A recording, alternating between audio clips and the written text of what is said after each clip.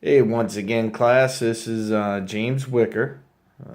I live in Colchester, Connecticut, and this class is for us as a classroom, as we all know. I've been outside. We got about 20 degrees here right now. My video is a little late, and I'm thankful, as you can all see here, is where all the work goes down, but it's better than being outside right now.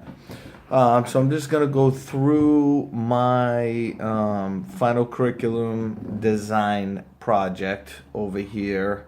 Mine was math and science in a forest. You know how we can use one with the other or teach math in a forest. And what we're gonna do is measure a tree. So I just sent the paper to the professor. So you can't review it. So what I'm going to do is just go through it little by little here on the computer. So, my target audience was 15 to 17-year-olds, high school age. The skills and concepts expected of students in these grades to be utilized in the following activities that are going to be needed later that we'll talk about is things such as Google Earth, basic tree identification, some basic map reading, little side hobby of my cartography. I've always been amazed with that. But some basic compass work, Microsoft Office, just to be able to use Excel to make a little simple bar graph, thing of that nature. Tape measure, and keep in mind that I'm learning this the more I progress in my natural resources, how to use the metric system. I had a great time in my soil science class. If anybody hasn't taken that yet with Professor Kelly, it's awesome. A lot of work. A lot of work, but it was great. Junior, senior level mathematics, calculator, and use of a clinometer. You can Google that bad boy, and it was pretty interesting how that works. The stages of cognitive development, we all been a teenager at that age, pretty crazy, but what I'm going to do next, just to kind of make this short, we all know the behaviors and went through it. I had chosen for my two applicable learning theories. One was called problem-based learning, and that's an approach in a design curriculum methodology that's often used in higher education, but also K through 12. It's learning driven, deals with open-ended problems and questions. And then my second one I chose was the constructivist learning theory for the math portion. I did a lot of research on that, and it took me a lot of time because I really wanted to get two that went together.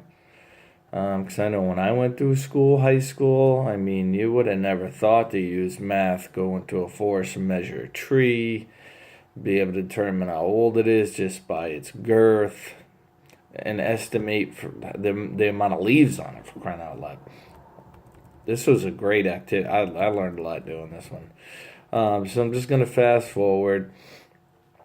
I had my learning objectives. I went through those, and a few of those are to be able to differentiate, the different types of trees, categorize them by species, identifying by bark structure. And if you remember my first one that we did, the design project, it was by identifying trees by bark structure.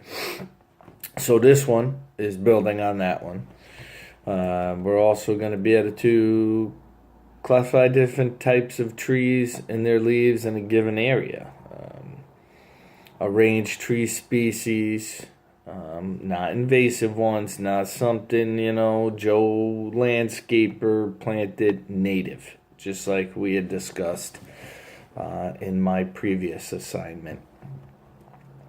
And then near the end, I want students to be able to categorize the different types of trees and leaves based on all the information they gathered and collected. One of the other learning objectives that we wanted to do was be be able to use geometry to calculate an area.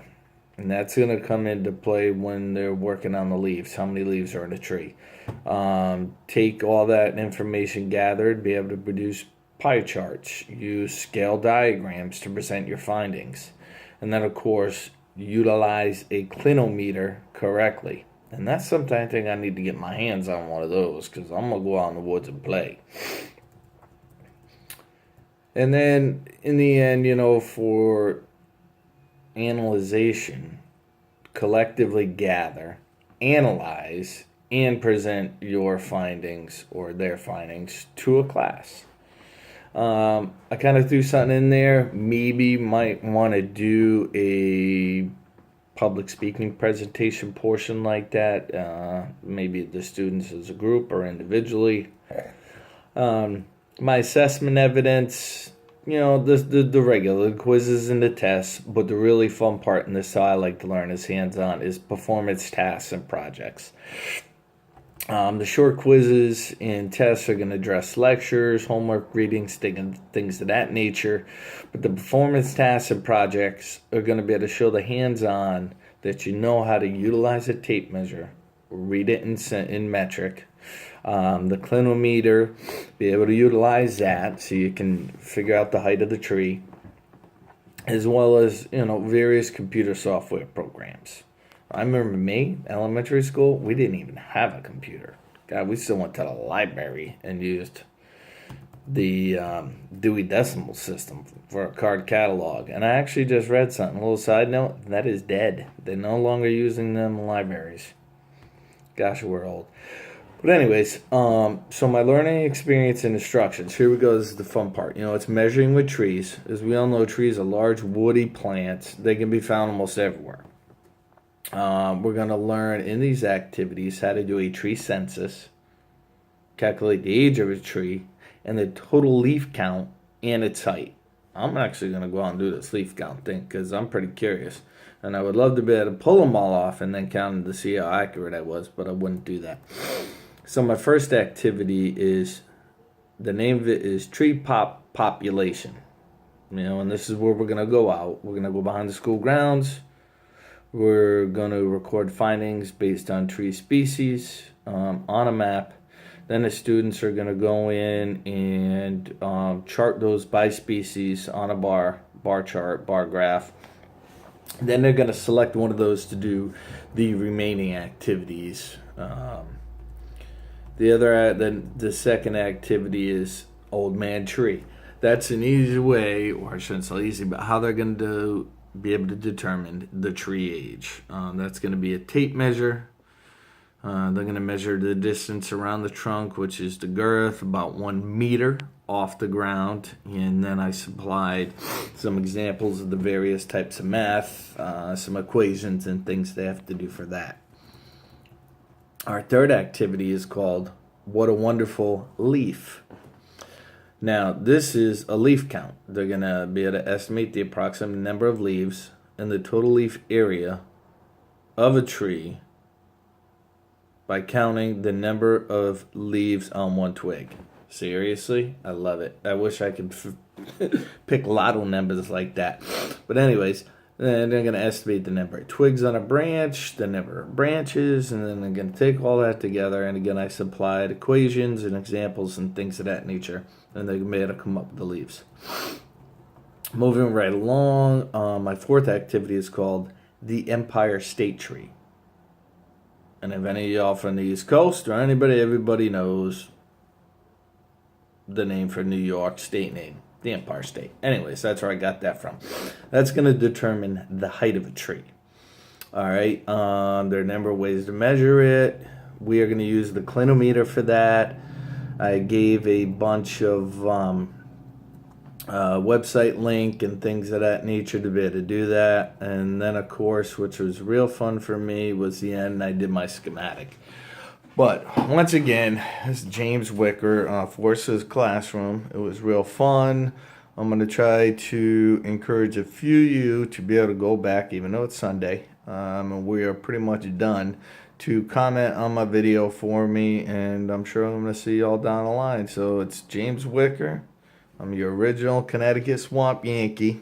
at your Google history lesson. You remember I gave you one last video about Connecticut and the surrounding area, what a swamp Yankee is. But appreciate it. Thank you all. And have a good holiday and a winter break, guys. Bye.